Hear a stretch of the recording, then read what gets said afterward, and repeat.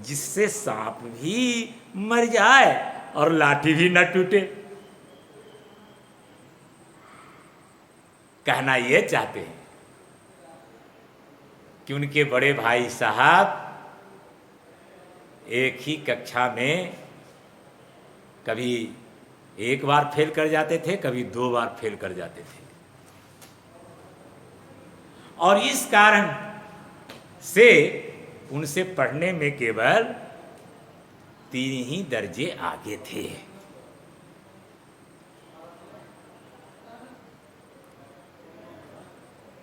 मैं छोटा था, वह बड़े थे। मेरी उम्र 9 साल की थी, वह 14 साल के थे। उन्हें मेरी तंबीह और निगरानी का पूरा और जन्मसिद्ध अधिकार था, और मेरी शालीनता इसी में थी कि उनके हुक्म को कानून समझूं।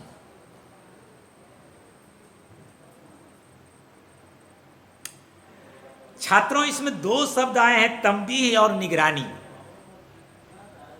तंबीह मतलब डांटने दबारना, डांटना दबारना, डांटना फटकारना।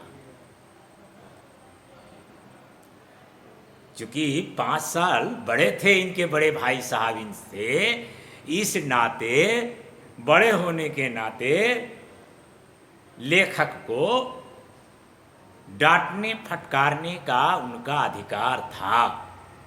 उन पर निगरानी रखने का, उन पर उनकी देख रेख करने का, उन पर कड़ी नजर रखने का उन्हें पूरा पूरा अधिकार था। यह अधिकार उन्हें जन्म से ही मिला था, अर्थात उनका यह अधिकार जन्म सिद्ध था। और इसलिए इनका एक कर्तव्य बन जाता था, लेखक का कर्तव्य बन जाता था कि वे अपने बड़े भाई के हुक्म को कानून समझे। प्रिय छात्रों, आप सभी जानते हैं कि कानून को हाथ में लेने, उसका उल्लंघन करने का अधिकार हमें नहीं है।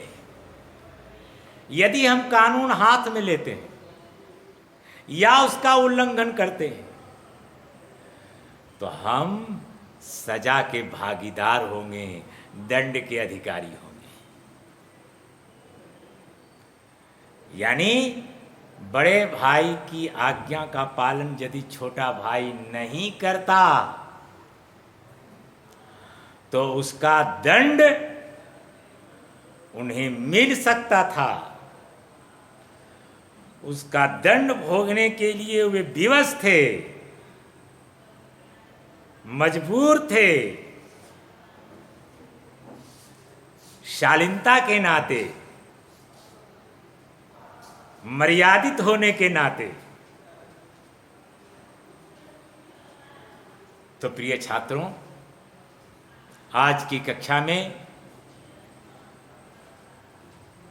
मुंशी प्रेमचंद जी का जीवन वृत्त, उनकी साहित्यिक विशेषताओं पर संक्षिप्त चर्चा तथा बड़े भाई साहब कहानी की पृष्ठभूमि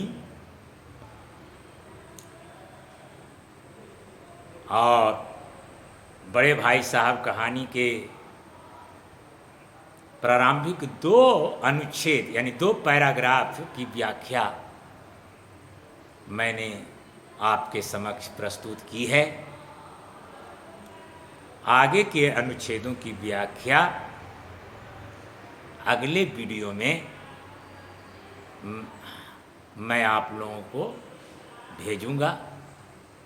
मैं आशा करता हूं कि ये जो ऑनलाइन क्लास दिया जा रहा है उसका आप लाभ उठा रहे होंगे। बहुत बहुत धन्यवाद। शुभ स्नेहाशीष।